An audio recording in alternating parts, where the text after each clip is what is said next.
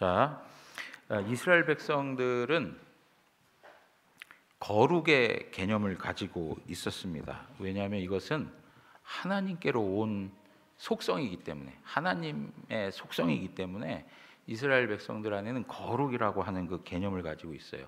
거룩이라고 하는 개념에는 두 가지 의미를 담고 있어요. 하나는 뭐냐면 구별되었다는 거예요. 철저히 구별되었다, 다르다, 분리되었다라고 하는 의미로도 설명될 수 있겠죠. 그리고 또 하나는 완전하다라고 하는 거예요. 분리와 완전함을 가지고 있을 때 우린 그걸 거룩이라 이렇게 말할 수 있는 겁니다. 그래서 하나님의 속성인 거룩을 아는 이스라엘 백성들은 그들의 사고의 틀에 거룩으로부터 시작되는 삶의 경계를, 범주를 만들어 놨어요. 예를 들면 장소에 있어서 가장 거룩한 거는 어디일까요? 지성소, 그죠? 지성소, 성소. 그리고 그 다음에 거룩한 건 이스라엘 땅. 그 다음에 일반적인 거는 세상의 어떤 지경을 이야기할 수 있는 거겠죠.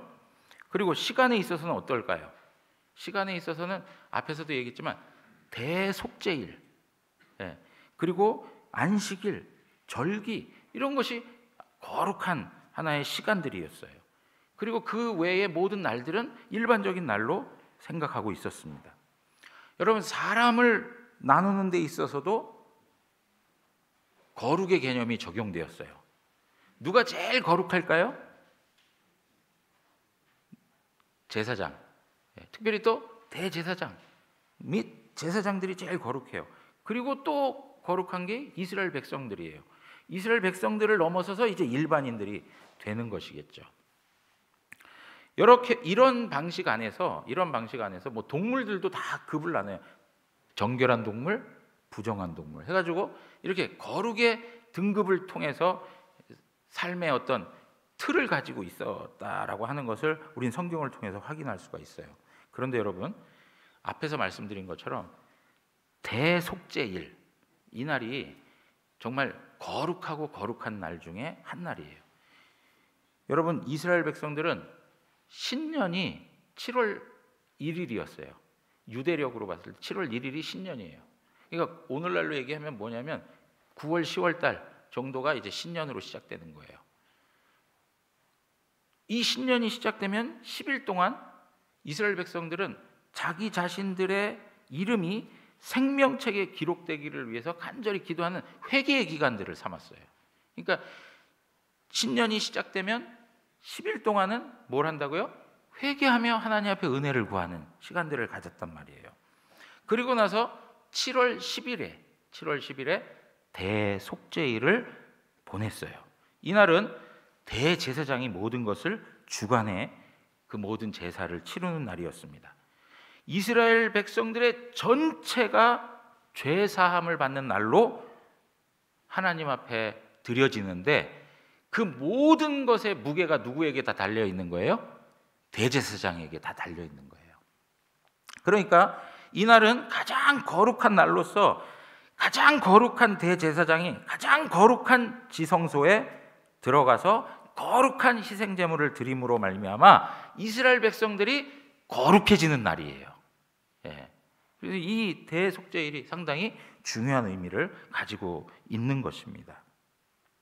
여러분, 오늘 우리도 이제 이 설날을 맞이하면서 이제 또 한 새로운 해를 바라보면서 서로 인사도 하고 합니다. 우리가 설날을 지내는 그 배경에는 이교적인 풍속들이 많겠죠. 기독교인의 시각으로서는 사실 뭐 받아들일 수 없는 그런 요소들이 얼마나 많습니까? 뭐 굿을 지낸다든가 한 해를 잘 되기 위해서 막 그런 어떤 귀신들에게 막 제사하는 그런 여러 가지들 많이 있지 않습니까? 그런데 우리가 설을 맞이하면서 어떤 이교적인 어떤 세상과 같은 그런 입장의 것들을 취할 수 없는 것이 사실이고, 그러면 이 설날을 우리가 어떻게 좀 생각을 해야 될까 하니까 이스라엘이 신년에 가졌던 신앙적 태도를 갖는 것이 참으로 중요하겠다 싶은 거예요. 어떤 겁니까? 하나님 앞에서 회개하면서 또 한 해를 하나님 앞에 의탁하는 그런 신앙적 고백이 있는 시간들로 하나님 앞에서 보내는 것이 유익한 것이다 라고 하는 생각이 듭니다. 여러분, 제일 중요한 것, 하나님 앞에서 우리의 죄를 회개하는 거예요. 대속죄의 희생 제사를 드리면서 자신들의 죄를 회개하고 그 자신들의 죄를 대제사장이 짊어지고 하나님 앞에 나아가서 그들의 모든 죄의 무게가 가벼워졌던 것처럼 오늘 우리들에게도 하나님의 은혜 주심을 통해서 우리의 죄 문제가 다시 한번 새로워지고, 그리고 하나님 앞에서 정결한 하나님의 백성으로 거룩함을 누릴 수 있고 거룩함에 참여할 수 있는 자들로 하나님 앞에 세워지는 것을 하나님이 기뻐하십니다. 여러분, 구약에 있어서 대제사장은 신약의 예수 그리스도를 예표해 주고 있습니다. 구약에 나와 있는 대제사장은 예수 그리스도를 드러내주는 그림자 역할을 했던 것이 사실입니다. 이러한 부분에서 그 어떤 성경보다도 이 히브리서에서 예수 그리스도의 대제사장직에 대한 내용들을 설명해 주고 있습니다. 어떤 성경보다도 히브리서를 통해서 구약에 있었던 대제사장이 곧 예수 그리스도이심을 우리에게 잘 설명해 주고 있는 걸 볼 수 있어요. 그런데 이렇게 설명하는 가운데 히브리서에서 아주 뚜렷하게 나와 있는 표현 중에 하나가 뭐냐면 더 낫다라고 하는 표현이에요. 더 나으신 분이다라고 하는 표현이에요. 여러분, 히브리서 1장에 가서 보시면 천사가 등장하는데 결론이 뭐냐니까 예수 그리스도는 천사보다 더 나으신 분이다, 탁월한 분이다, 우월한 분이다 라는 것을 설명해 주고 있어요. 그리고 히브리서 3장에 가서 보시면 율법을 수여해 준 모세에 대해서 언급을 하면서 예수 그리스도는 모세보다 더 나은 분이다, 모세보다 더 탁월하고 뛰어나고 우월한 분이다 라고 하는 것을 말씀해 주고 있어요. 그러면서 히브리서 저자는 거기에 더하여서 설명해 가고 있는 내용 중에 하나가 무엇이냐? 바로 예수 그리스도는 구약에 있는 대제사장보다 더 우월하고 더 탁월하고 더 뛰어난 분이시다라고 하는 것을 우리에게 말씀해 주고 있는 것입니다. 여러분, 이러한 그 내용들을 우리가 생각하면서 우리가 죄 문제를 해결해야 되는 것이 인간에게 있어서는 가장 시급한 문제예요. 앞에서 말씀드렸습니다. 하나님은 거룩하신 분이에요. 그 거룩하신 하나님 앞에 죄인이 함께할 수 없다는 건 너무나도 잘 아는 사실이에요. 하나님께서는 죄에 대해서 심판하시는 분이세요. 죄를 넘어가신 적이 없어요. 여러분, 이스라엘 백성들이 제사를 드릴 때 동물들을 잡아서 가죽을 벗기고 그 살을 잘라내고 그러면서 피비린내 나는 그 제사의 현장을 한번 여러분들이 보고 있다고 생각하면 뭘 깨달아야 될까요? 예? 아우 징그러 하는 정도 그것이어야 할까요? 그게 아니고 나의 죄가 얼마나 심각한지를 우리는 깨달아야 되는 거예요. 제사가 벌어지고 있는 그 현장을 보면서 뭘 깨달아야 되느냐?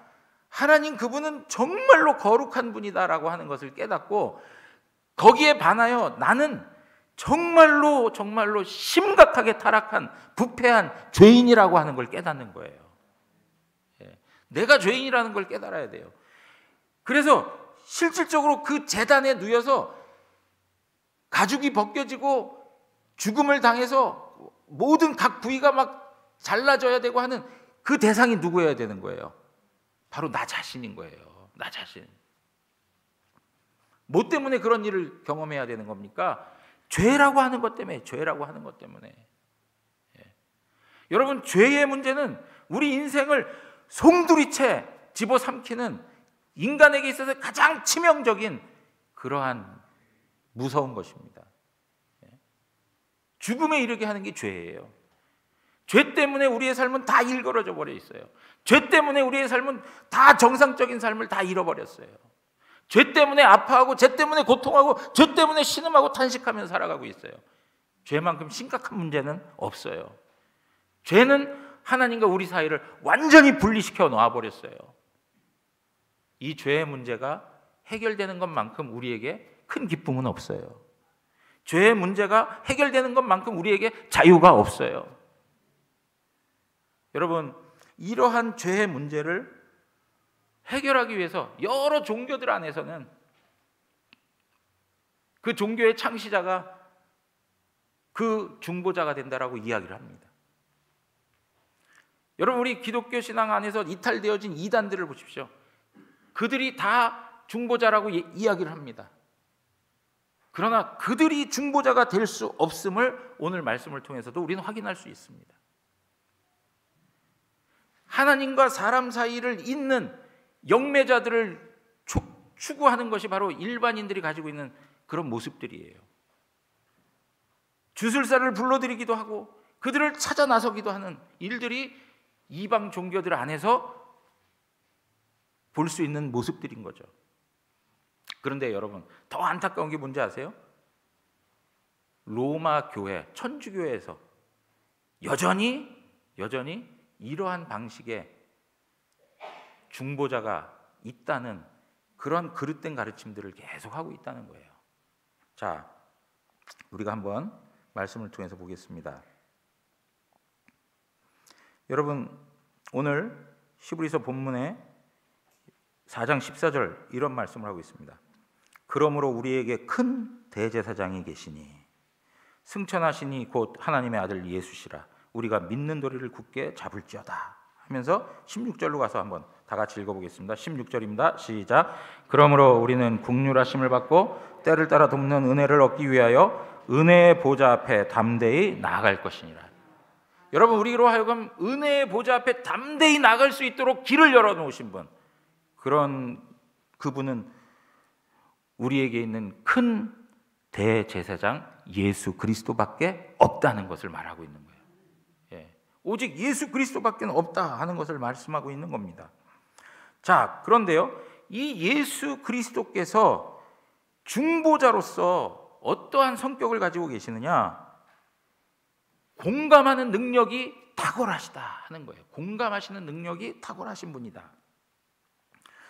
여러분, 오늘 본문 2절에 있는 말씀을 보시면 그가 무식하고 미혹된 자를 능히 용납할 수 있는 것은 자기도 연약에 휩싸여 있음이라, 이렇게 얘기하고 있어요. 여러분, 대제사장은 사람 가운데서 택한 자여야 사람을 위하여 예물과 속죄 제사를 드릴 수가 있습니다. 하나님 앞에서 죄 많은 사람을 대표할 수 있어야 되는 것이 바로 대제사장의 임무였습니다. 무식하고 미혹된 자를 넉넉하게 용납할 수 있는 그 사람, 다른 사람의 연약함과 다른 사람의 아픔과 고통을 충분히 공감할 수 있는 그 사람이 바로 긍휼의 사람이라고 말씀하고 있는 겁니다. 제사장의 자격 중에 가장 큰 건 뭐냐면 긍휼하심이 있는 거예요. 동정함이 있는 거예요.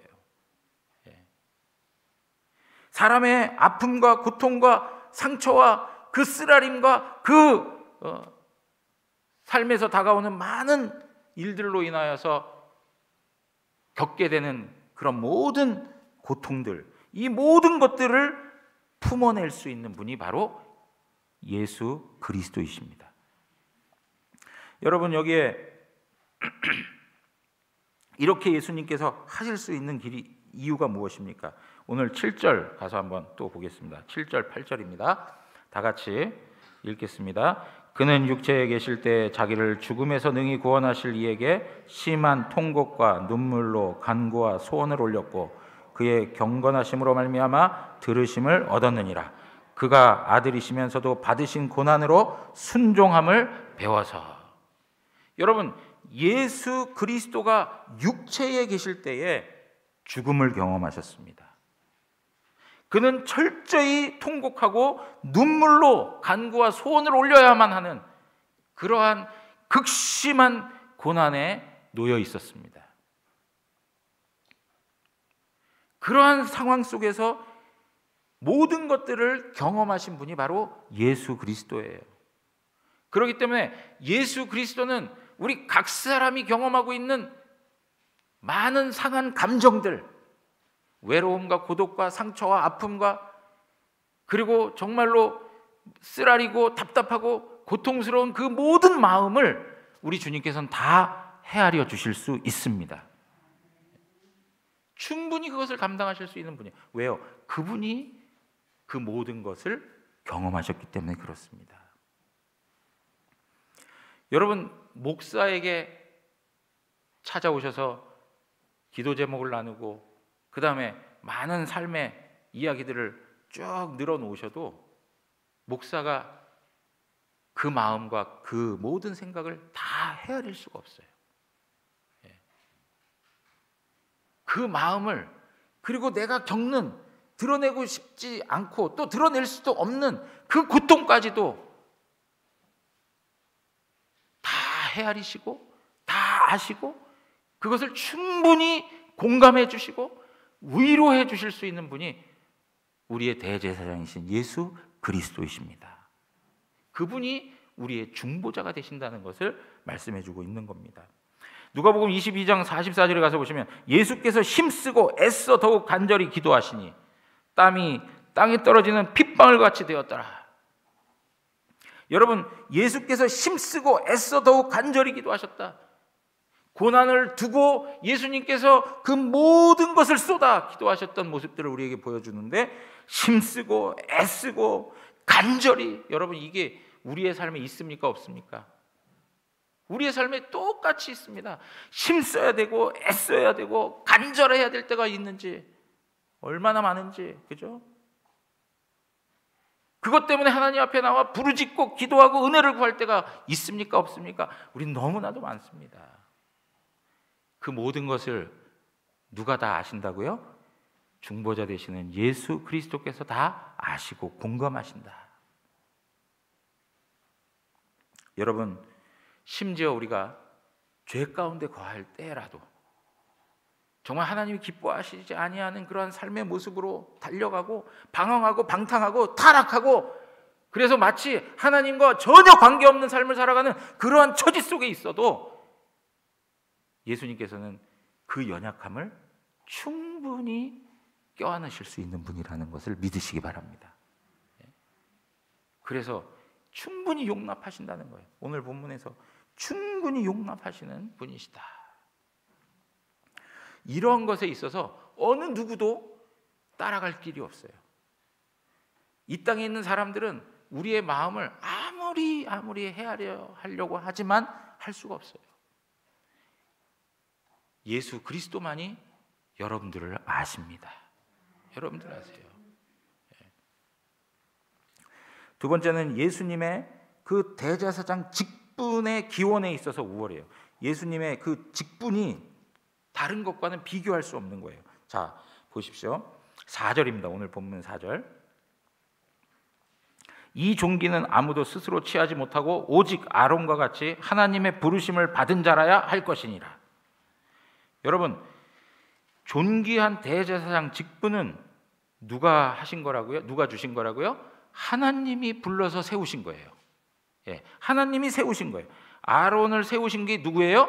하나님이세요. 예, 아무나 제사장이 될 수 있습니까? 없습니다. 여러분, 제가 이 성경을 다 읽지는 않겠어요. 뭐냐면 민수기 16장에 가서 보시면 어떤 사건이 벌어지냐면,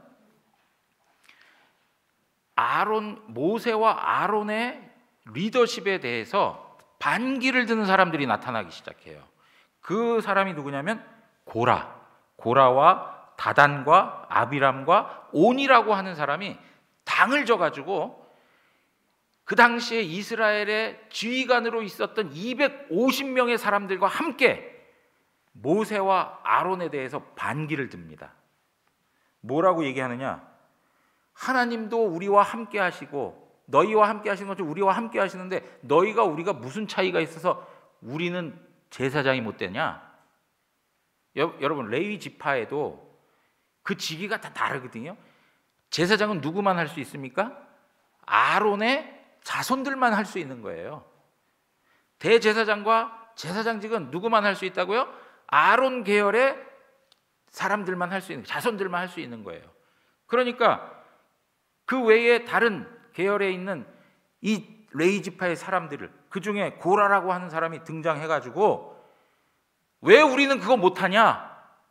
너희한테만 하나님이 함께 계시냐? 이건 너희 너무 분에 넘치는 생각 갖고 있는 거 아니야? 라고 문제 제기를 해요. 그럴 때 모세가 이 말을 듣고 하나님, 확실하게 하나님께서 하나님이 세우신 영적 권위가 어디에 있는지 보여주십시오 해가지고 이제 그 사람들 다 오라고 그리고 향로를 준비하라고 그리고 여호와께서 누구를 그러한 리더십으로 세우셨는지를 한번 확인해 보자라고 얘기를 해요. 그러면서 하는 말이 뭐냐면 이거예요.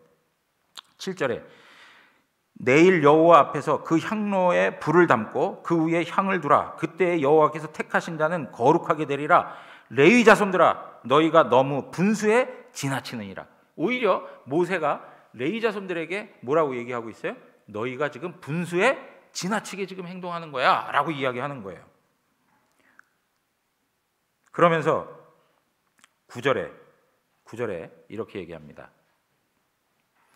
이스라엘의 하나님이 이스라엘 회중에서 너희를 구별하여 자기에게 가까이 하게 하사 여호와의 성막에서 봉사하게 하시며 회중 앞에 서서 그들을 대신하여 섬기게 하심이 너희에게 작은 일이겠냐? 너희가 여호와의 성막에서, 예를 들면 여호와의 성막을 짓고 움직이고 할 때 이런 자손들이 그 역할을 감당하는 것이거든요. 이 레위 지파의 다른 아론의 계열이 아니라 다른 사람들의 계열 속에서 이제 그 역할들을 감당하게 되는데, 너희가 성막에서 봉사하고 회중 앞에 서서 그들을 대신하여서 섬기고 있는 그런 모든 일들이 작게 여겨지느냐? 그것도 하나님이 너희에게 주신 책무다. 그것에 충실해라. 너희가 어떻게 너희의 도를 넘어서서 이러한 문제 제기를 할 수 있겠냐 하면서 책망을 합니다. 그러면서 10절에 하나님이 너와 내 모든 형제 레위 자손으로 너와 함께 가까이 오게 하셨거늘 너희가 오히려 제사장의 직분을 구하느냐? 너희가 제사장의 직분을 구하는 게 지금 맞느냐 이거예요. 그런데 여러분, 이러한 이야기를 듣고 나서도 이 사람들이 여호와를 거스려 행동합니다. 그리고 여호와 하나님을 원망하고 그리고 모세를 그리고 아론을 원망하는 일을 행합니다. 그때 하나님께서 어떻게 하셨느냐? 31절에서 35절에 가서 보니까 뭐 우리가 잘 아는 이야기지만 하나님이 땅을 갈라지게 해서 고라의 자손들을 다 집어삼키십니다. 그리고 250명의 지휘관들을 다 불살라 버리십니다. 하나님께서 세우신 영적 질서에 대해서, 하나님이 허락하신 그 자리에 대해서 만족하지 못하고 순종하지 못하고 그거에 대해서 질서를 어겼던 이들에 대해서 하나님께서 그냥 심판하시는 걸 볼 수 있어요. 여러분, 여기에서 중요한 대목이 뭐냐면 아론이 가지는 대제사장과 그 제사장직을 누가 세우셨다는 거예요? 하나님이 세우셨다는 거예요. 하나님이 세우신 거예요. 자, 그런데요, 이렇게 심각하게 하나님께서 대제사장직을 다루셨는데 여러분 보십시오. 예수 그리스도는 아론의 후손이었습니까? 예수 그리스도는 아론의 후손이 아닙니다. 예수 그리스도는 레위 지파에서 나오신 분이 아닙니다. 예수 그리스도는 오히려 왕의 혈통이 유다 지파에서 나왔습니다. 그런데 어떻게 그가 대제사장의 직분에 자격이 있겠냐 이거예요. 그런데 오늘 본문 히브리서 5장 5절에서 6절에 있는 말씀에서는 뭐라고 얘기합니까? 자, 5절 가서 보겠습니다. 또한 이와 같이 그리스도께서 대제사장 되심도 스스로 영광을 취하심이 아니요 오직 말씀하신 이가 그에게 이르시되 너는 내 아들이니 내가 오늘 너를 낳았다 하셨고. 여러분, 이 말씀은 시편 2편 7절에 있는 말씀을 인용한 말씀이에요. 내가 여호와의 명령을 전하노라. 여호와께서 내게 이르시되 너는 내 아들이라. 오늘 내가 너를 낳았도다. 이 말씀을 인용하시면서 예수 그리스도 그분이 바로 하나님의 아들이시고 그 다음에 그분을 하나님께서 정해 놓으셨다라고 하는 것을 말씀해 주고 있는 겁니다. 그러면서 6절에 가서 보시면, 오늘 히브리서 5장 6절에 가서 보시면 또한 이와 같이 다른 데서 말씀하시되, 다른 데서 말씀하셨다는 거예요. 다른 데서가 어디냐? 시편 110편에 있는 말씀이에요. 시편 110편 4절에 있는 말씀이에요. 어떤 말씀이냐? 여호와는 맹세하고 변하지 아니하시리라. 이르기를 너는 멜기세덱의 서열을 따라 영원한 제사장이라 하셨도다. 그러니까 예수 그리스도가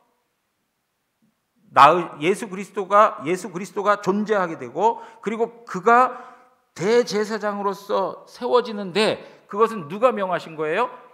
하나님이 하신 거예요. 하나님이 맹세하여 후회 없이 하신 일들이에요. 그러면서 예수 그리스도가 누구의 서열을 따라 났다고요?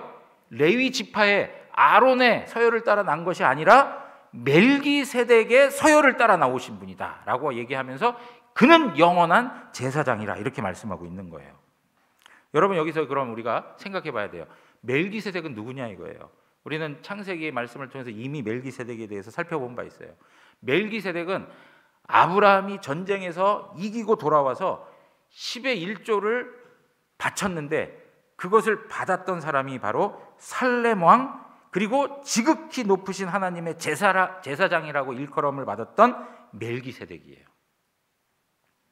자, 그렇기 때문에 여러분 보십시오. 이 멜기세덱의 서열을 쫓아나는 그 제사장이 레위 지파의 제사장보다도 탁월한 이유가 있어요. 탁월한 이유. 멜기세덱의 서열을 따라오는 그 직위가 얼마나 특별한 것인가, 우월한 것인가를 설명해 주고 있어요. 그게 뭐냐? 7장으로, 히브리서 7장으로 넘어가서 우리가 이제 말씀을 볼 건데요.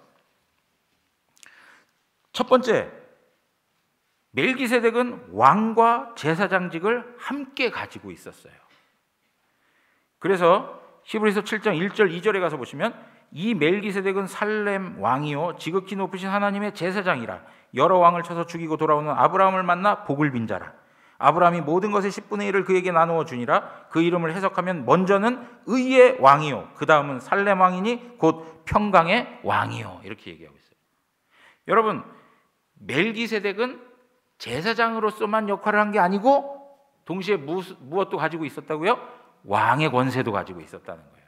그러니까 일반적인 제사장들하고는 다른 의미를 가지고 있는 거예요. 왕의 권세와 제사장적인 권세를 다 가지고 있었던 상황이었다. 그분이 곧 예수 그리스도이시다라고 하는 걸 말씀하고 있는 거예요. 그리고 그 멜기세덱의 제사장 직분은 영원한 제사장 직분이래요. 히브리서 7장 3절에 가서 보시면, 우리 한번 3절 다 같이 읽도록 하겠습니다. 아버지도 없고 어머니도 없고 족보도 없고 시작한 날도 없고 생명의 끝도 없어 하나님의 아들과 닮아서 항상 제사장으로 있느니라. 여러분, 멜기세덱은 아버지도 어머니도 족보도 시작한 날도 생명의 끝이 있는 그것도 없다는 거예요. 갑자기 뚝 튀어나와가지고 살렘 왕으로 지극히 높으신 하나님의 제사장으로 일컬어지는 그 모습을 우리에게 보여주고 있어요. 여러분, 그의 제사장적 성격이 어떻다는 거예요? 영원에 기초하고 있다는 것을 말씀해주고 있는 거예요. 영원한 제사장이다라고 말을 하고 있는 거예요. 그리고 세 번째는 뭐냐? 그는 축복을 하는 높은 위치에 있었던 사람이라는 거예요. 자, 히브리서 7장 4절에서 7절에 있는 말씀을 보시면, 이 사람이 얼마나 높은가를 생각해 보라. 조상 아브라함도 노략물 중 10분의 1을 그에게 주었느니라. 여러분, 이스라엘 백성들에게 있어서 가장 위대한 아버지는 누구입니까? 아브라함이에요. 아브라함만큼 위대한 아버지는 없어요. 그런데 그 아브라함이 누구에게 11조를 바쳐요? 멜기세덱에게 11조를 바치는 거예요. 그리고 멜기세덱은 어떻게 합니까? 아브라함을 축복해 주는 거예요. 자, 그 다음부터 이제 읽어보죠. 5절부터 레위의 아들 가운데 제사장의 직분을 받은 자들은 율법을 따라 아브라함의 허리에서 난 자라도 자기 형제인 백성에게서 10분의 1을 취하라는 명령을 받았으나 레위 아들들은 아브라함의 허리에서 난 자라는 거예요. 근데 율법으로 인해서 그 백성들이 그들에게 11조를 바친다는 거죠. 그렇지만 자, 6절 가서 보십시오. 레위 족보에 들지 아니한 멜기세덱은 아브라함에게서 10분의 1을 취하고 약속을 받은 그를 위하여 복을 빌었나니. 무슨 얘기입니까? 레위의 자손들이 정말로 위대하게 생각하는 아브라함이 오히려 멜기세덱에 11조를 바치고 멜기세덱이 그들이 생각하는 그 위대한 아브라함을 어떻게 해요? 축복하고 있다는 거예요. 그러니까 누가 높은 자예요? 레위 지파의 제사장들은 아브라함의 허리에서 나온 자들밖에는 되지 않는 거예요. 11조를 그 백성으로부터 받고는 있지만 그럼에도 불구하고 아브라함의 허리에서 나온 자들이라는 거죠. 그러니까 그거를 놓고 봤을 때 그들이 아브라함을 그렇게 위대하게 평가하고 있는데 아브라함을 축복해주는 높은 권세에 있던 자가 누구냐? 멜기세덱이라는 거예요. 그래서 7절에 뭐라고 얘기합니까? 우리 한번 다 같이 읽겠습니다. 시작. 논란의 여지 없이 낮은 자가 높은 자에게서 축복을 받느니라. 누가 낮은 자라는 거예요? 아브라함이 낮은 자예요. 누가 낮은 자라는 거예요? 아브라함의 허리에서 나온 레위 지파의 제사장들이 낮은 자라는 거예요. 멜기세덱이 가지고 있는 제사장직의 존귀함을 이렇게 설명해 주고 있는 거죠.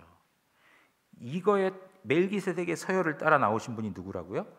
예수 그리스도라고 하는 것을 말씀해 주고 있는 겁니다. 자, 그리고 멜기세덱의 서열을 따르는 제사장의 직분, 멜기세덱의 이 직분은 누구로부터 시작된 거냐? 하나님의 맹세로부터 되어진 것이다 라고 얘기하고 있습니다. 오늘 히브리서 7장 18절에서 21절에 있는 말씀을 보시면 21절만 보겠습니다. 20절, 21절만 두 절만 보겠습니다. 또 예수께서 제사장이 되신 것은 맹세 없이 된 것이 아니니 그들은 맹세 없이 제사장이 되었을 때, 그들은 누구일까요? 아론의 제사장들이에요. 그들은 맹세 없이 됐어요. 그냥 하나님이 명령한 대로 그냥 그대로 세운 거예요. 그런데 오직 예수는 자기에게 말씀하신 이로 말미암아 맹세로 되신 것이라. 주께서 맹세하시고 뉘우치지 아니하시리니 내가 영원히 제사장이라 하셨도다. 여러분 뭡니까? 예수 그리스도 그분이 제사장 되신 것은 하나님의 맹세로 된 거예요. 이전부터 하나님께서 역사 속에서 약속하시고 맹세하시고 해가지고 예수 그리스도를 대제사장으로 약속하신 바를 예수 그리스도 안에서 이루신 거예요. 그러니까 아론의 제사장들처럼 그냥 하나님께서 너희들이 이 일들을 해 하고 명령으로 끝난 게 아니고 하나님의 구체적인 계획과 하나님의 구원 역사 속에서 약속하시고 그리고 맹세하신 그것에 의미를 두고 하나님께서 세우신 제사장임을 말씀해주고 있는 겁니다. 자, 그런데요, 여러분, 우리가 한 가지 더 생각해 볼 것이 무엇이냐? 예수 그리스도의 제사장직이 멜기세덱의 서열을 따라 된 것이기 때문에 멜기세덱의 그 제사장직의 이러한 성격들을 우리가 살펴보면서 일반적인 제사장보다 우월한 그러한 직분이었음을 우리에게 말씀해주고 있는데, 이제 여기서 조금 더 나아가서 히브리서 7장에서 더 구체적으로 설명하는 내용이 뭐냐니까 예수 그리스도가 완전한 제사장이라는 이유를 우리에게 설명해주고 있어요. 예수 그리스도는 완전한 대제사장직을 감당하셨다라고 말씀하고 있는 거예요. 자, 첫 번째, 왜 그러냐? 예수님은 변하지 않는 제사장직을 가지고 계셨어요. 변하지 않아요. 자, 여러분 보십시오. 히브리서 7장 23절 24절만 보겠습니다. 23절 24절. 제사장 된 그들의 수요가 많은 것은 죽음으로 말미암아 항상 잊지 못함이로되 예수는 영원히 계심으로 그 제사장 직분도 갈리지 아니하느니라. 여러분, 구약에 있는 제사장들, 그들은 제사장들이 참 많았어요. 이유가 뭘까요? 세월이 흐름에 따라 제사장이 갈려야 되는 거예요. 변해요. 세월의 흐름에 따라 변해요. 제사장직이 그 다음 사람에게 이어져 와요. 여러분, 오늘도 우리가 일정한 시기의 삶을 살다가 죽음의 한계 속에서 우리는 이 세상을 떠나게 돼요. 모든 사람들이 그 과정을 거치는 것이 사실입니다. 영구적으로 하는 것이 없죠. 늘 그 자리가 변화가 되는 거예요. 여러분, 우리 대구 영안교회 한 10년 전에 오셨으면 우리 문상동 목사님 설교하시고 같이 한 공동체 안에서 계실 텐데 이제 그 사역을 다 마치시고 그 자리를 떠나고 제가 또 와서 이렇게 섬기고 있지 않습니까? 변화가 생겨나는 거예요. 변화가. 그러나 예수 그리스도의 제사장 직분은 변화가 있을까요? 없을까요? 변화가 없어요. 변화가 없어요. 그렇기 때문에 완전한 제사장직을 감당하실 수 있는 거예요. 자, 그 다음에요.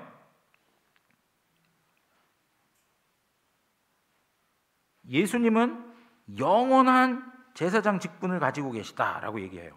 자, 25절입니다. 7장 25절.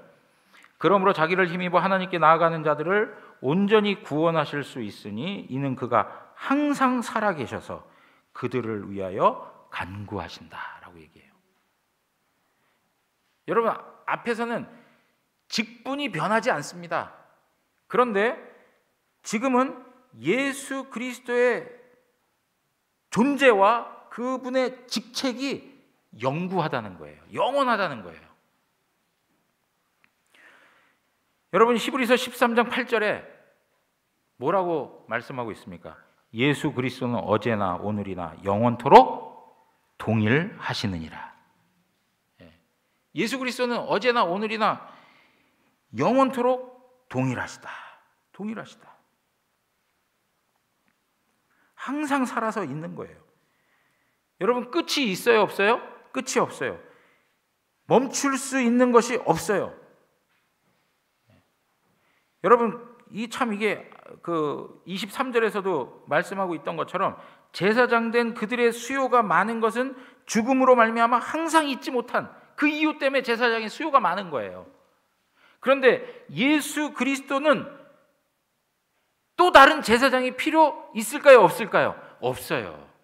없어요. 그분 한 분만으로 모든 것을 충분히 다 감당하시는 분이세요. 완전하신 대제사장이 되신다는 거예요. 모든 사람은 죽습니다. 죽음이 정복할 수 없는 사람은 없습니다. 오직 예수 그리스도만이 죽음의 권세가 해할 수 없었습니다. 여러분, 한번 보세요. 이 문제가 왜 중요하냐면 로맨 캐톨릭에서는 사제들이, 신부들이 바로 중보적인 역할을 하고 있다라고 가르치고 있어요. 그러니까 죄를 용서해 주는 것도 누구의 힘을 빌어서 하고 있습니까? 사제와 더불어서 하고 있는 거예요. 고해성사. 그런데 여러분 보십시오. 모든 사제들도 사제의 직에서 떠나게 되고 또 사제로서 인간의 수명을 다하고 이 땅에서 사라져 버리는 거예요. 여러분, 이단의 많은 교주들, 자기 자신이 중보적 역할을 감당하고 있다라고 말하는 그 모든 사람들, 그 이전에 있었던 사람들이 지금 다 어디 있습니까? 전부 다 무덤에 갇혀 있습니다. 육체의 썩음을 경험할 수밖에 없습니다. 그러나 오직 예수 그리스도만이 변하지 아니하시고 영원한 제사장직을 가지고 계시는 거예요.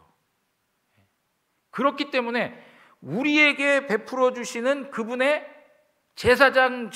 제사장직에 대한 그 열매가 우리에게 영원히 작동하게 되는 거예요. 여러분, 항상 살아서 우리 주 예수 그리스도는 지금도 살아계십니다. 그래서 지금도 중보의 역할을 감당하고 계십니다. 우리 한 사람 한 사람의 신앙적인 세움을 위해서, 하나님 앞에서 거룩한 백성으로 더욱더 영광스럽게 변화되기 위해서 지금도 우리를 지키시고 보호하시고 우리를 하나님 앞에서 영광스러운 존재로 세워가시기 위해서 중보의 일을 감당하시는 분이십니다. 그분이 우리가 말하는 대제사장 예수 그리스도인 것이죠. 여러분, 그리고 예수 그리스도께서 변하지 않고 그리고 영원하신데 또 하나 중요한 게 있어요. 그게 뭐냐? 변하지 않고 영원하신데 도덕적인 흠결이 있다. 그러면 그건 문제가 되는 거겠죠. 영원하고 변함이 없어요. 그런데 도덕적인 문제가 있어요. 그러면 그것은 아무런 의미가 없는 거예요. 그런데 예수님께서는 뭐라고 하시느냐? 자, 26절입니다. 7장 26절. 우리 다 같이 한번 또 읽겠습니다. 시작. 이러한 대제사장은 우리에게 합당하니 거룩하고 악이 없고 더러움이 없고 죄인에게서 떠나 계시고 하늘보다 높이 되시니라. 여러분, 예수 그리스도는 변함이 없고 영원하실 뿐 아니라 죄가 없으신 분입니다. 그러나 여러분, 세상 종교들이 말하는 영매자라든가 중보자라든가 로만 캐톨릭에서 말하는 그 사제들조차도 모두가 다 죄인입니다. 그들이 중보의 역할을 할 수가 없는 거예요. 도덕적인 흠결이 있고 자기에게 문제가 있는데 어떻게 남을 구원할 수가 있겠습니까? 나와 똑같은 심각한 죄의 문제 속에 갇혀서 똑같이 아파하고 고민하고 영원한 심판 아래에 있는데 어떻게 남을 구원할 수 있단 말이죠? 구원할 수가 없어요. 여러분, 오직 예수 그리스도만이 완전하신 분이세요. 그는 죄가 없으신 분이에요. 히브리서 4장 15절에서 분명하게 선언하고 있어요. 한번 다시 읽겠습니다. 우리에게 있는 대제사장은 우리의 연약함을 동정하지 못하실 이가 아니요 모든 일에 우리와 똑같이 시험을 받으신 이로되 죄는 없으시니라. 예수 그리스도는 죄는 없으신 분이에요. 여러분, 우리 교회 공동체 안에서 신앙생활하면서 우리 안에서 많이 하는 말들 중에 하나가 뭡니까? 신앙할 때 사람 보고 하지 말라고 하는 얘기 많이 하죠. 왜 그렇습니까? 사람 보면 실망하고 실족할 때가 많으니까. 여러분, 목사를 봐도 그렇고 주변에 있는 성도들을 봐도 그렇고 실망할 일들이 너무 많아요. 왜요? 똑같은 죄의 본능을 가지고 있기 때문에 그래요. 그러나 우리가 중요한 건 뭐냐면 우리를 구원하시고 우리의 중보자가 되시는 대제사장 예수 그리스도는 우리에게 절대 실망과 실족함을 주시지 않습니다. 그분만이 완전하시기 때문에 그렇습니다. 우리의 죄의 문제, 우리의 생명에 관한 문제가 완전하신 예수 그리스도 안에서 우리에게 주어지고 있다는 것에 우리는 큰 위로가 있고 소망이 있는 것입니다. 사람이 준다고 생각해 보세요. 너나 잘해. 그 얘기밖에 할 게 없어요. 너나 나나 똑같은데 뭘 네가 준다고 그래? 여러분, 사제들이 죄 용서함을 해줄 수 있습니까? 사제들이 우리를 구원으로 인도해 줄 수 있습니까? 여러분, 일이 참 안타까운 일이 뭐냐면 미사라고 하는 말을 사용해. 미사가 뭐냐면 제사라고 하는 말이에요. 제사. 우리가 뒤에 가서 이제 또 한번 보겠지만 오늘 히브리서 7장 그냥 말씀 보죠. 27절에 가서 보시면 그는 저 대제사장들이 먼저 자기 죄를 위하고 다음에 백성의 죄를 위하여 날마다 제사 드리는 것과 같이 할 필요가 없으니 이는 그가 단번에 자기를 드려 이루셨습니다. 여러분, 예수 그리스도의 속죄는 단 한 번으로 완전한 거예요. 더 이상의 속죄가 필요 있을까요? 없을까요? 없어요. 그런데 여러분, 미사를 드린다는 얘기는 뭐냐면 예수 그리스도를 계속 제사의 제물로 사용하고 있는 거예요.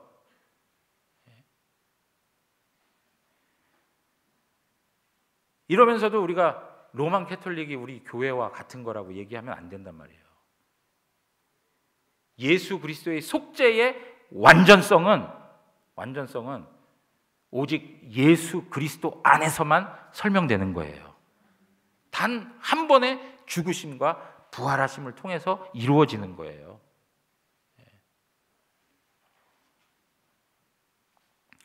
사랑하는 성도 여러분, 반복적인 제사가 필요 없습니다. 이스라엘의 제사장들은 오늘 제사를 드렸으면 또 내일도 또 제사를 드렸어야 했어요. 그것이 한계였어요. 앞에서 말씀드린 자기들도 죄가 있으니까 또 어떻게 해야 돼요? 자기들을 위해서 먼저 제사를 드리고 그 다음에 남들을 위해서 또 제사를 드려야 했어요. 그러나 우리가 믿고 우리를 위해 중보의 역할을 감당하신 대제사장이신 예수 그리스도는 자기를 위해 제사를 드릴 필요가 없어요. 그리고 단번에 우리 모든 사람들을 구원하실 수 있는 제사를 성취하셨습니다. 그래서 히브리서 10장 14절에 이렇게 말하는 거죠. 우리 다 같이 읽겠습니다. 그가 거룩하게 된 자들을 한 번의 제사로 영원히 온전하게 하셨느니라. 아멘. 여러분, 그리스도 안에서 여러분들이 온전하게 되었다는 걸 믿으시기 바랍니다.